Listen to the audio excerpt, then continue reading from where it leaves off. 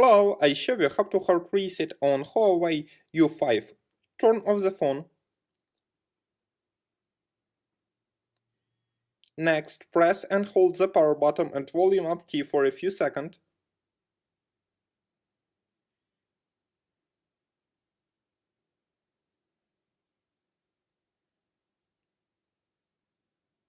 Now use volume key and power button to select factory reset.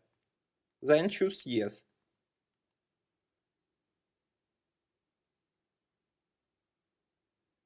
Finally click the power button. Your device will now restart.